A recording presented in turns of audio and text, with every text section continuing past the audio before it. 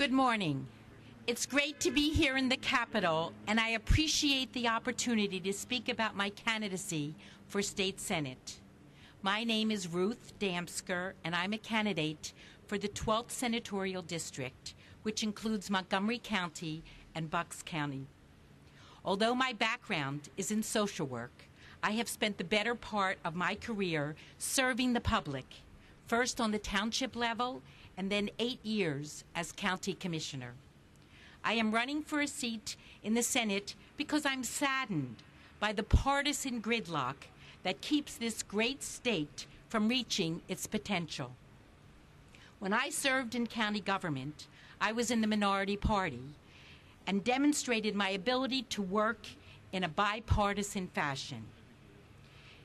During my tenure, we had the lowest property tax rate in the 5-county region, and we restructured the administration to create a more efficient and effective government.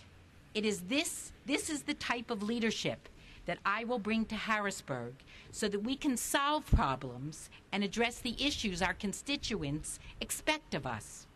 Now, unfortunately, my opponent, who has been in office for 32 years, is a member of the entrenched Harrisburg culture that finds time to vote itself a pay raise at 2 a.m., but can't pass a budget on time.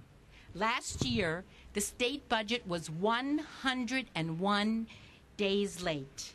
It was the last state budget to be passed in the whole United States.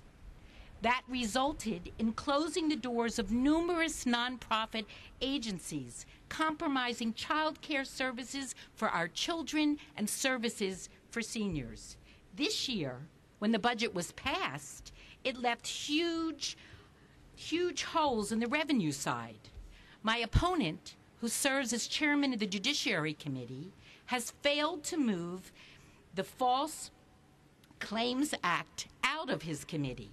Senate Bill 1113 would allow taxpayers to recover penalty monies when fraud has been committed. In the current economy, it is unacceptable to allow such revenue-generating legislation to languish in committee. Other states with similar legislation have recovered millions of dollars. But because of a lack of leadership in the Republican majority state Senate, we are missing out on this revenue. My opponent, Senator Greenleaf, needs to answer for his role in that process.